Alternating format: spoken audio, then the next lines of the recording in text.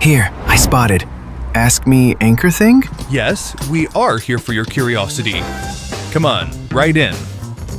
Ask me anything, ask me Ankerthing. Trust me, we are here to spill the tea.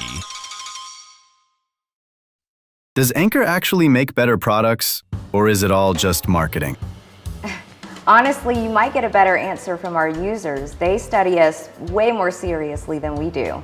Not too long ago, we found a social media post, and a user had actually tested one of our chargers with a power meter. He had found that the real output was actually higher than what we had originally claimed.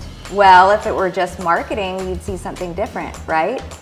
Big promises in the ad, but the product under-delivers. But we tend to do it the other way around. We build our products with some buffer in mind. We don't tune our specs to the just barely enough line. So what ends up in your hands is a product that performs a little better and a lot more stable than what the ad had promised. So, as great as all of that sounds, we still recommend sticking to the user manual, just to be safe. Why are you so damn expensive? How does that help everyday consumers? So before we develop a product, we don't just ask users what they think they want. We dig into what users have been compromising when it comes to charging. You know, where they feel that that'll do, but it could be better. Well, then we go all in to fix it. And that includes, you know, structure, materials, internal design. That takes user research, R&D. It takes engineering investment. Honestly, we just can't cut costs on. But that's just how new tech works. Okay, it always starts expensive. And as more players enter, that competition creates more adoption. Prices drop, they stabilize, and eventually that tech becomes more accessible to people. So in 2018, we launched our first GaN charger. And there were a lot of people that thought that that was pricey. But now today, you see similar products everywhere. In 6 years, that technology dropped in price by more than half. So my point is that Anker always aims for the most advanced tech in the industry, the best user experience that's available. And so what's flagship today becomes mainstream tomorrow. And the day after that, it's entry level. So that's how technology reaches people. And it's why what we do matters to everyone.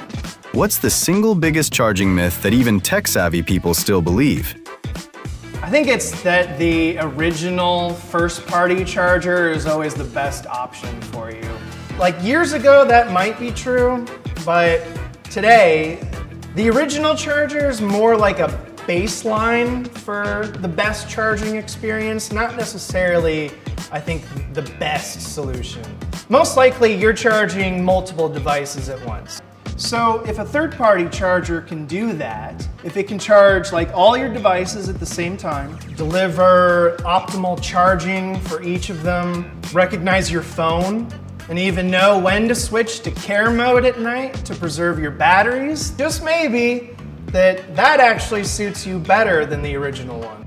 Okay, that's a go. GaN, GaN, GaN. What does GaN actually mean? And what does Anker do with it that no one else does?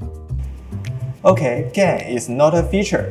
It's a more advanced material compared to traditional materials.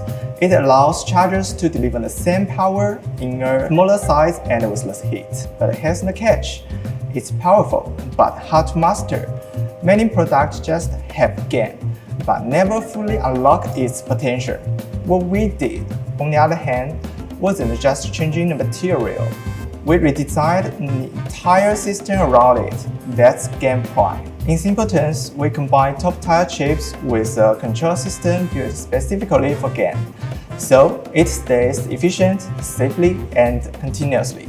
The result is a charger that's much smaller but still fast and cool. So the real tech gap is never just about having GaN or not. It's how you cook it. If I shove my power bank in the fridge, will it charge faster? Oh, nope. The cold actually makes it charge slower. Most power banks use lithium batteries, and in low temperatures, the chemical reactions inside slow down. kind of like how you move slower when you are freezing. In mildly cold conditions, it might still work, but you'll notice the battery percentage jumping fast. It's not broken, the code just won't let the energy come out. If it's really cold, some power banks just give up, like sorry, not today. And condensation?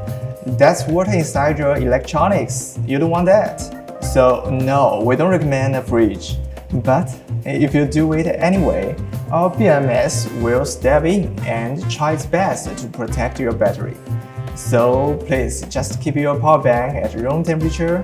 It will thank you by performing better.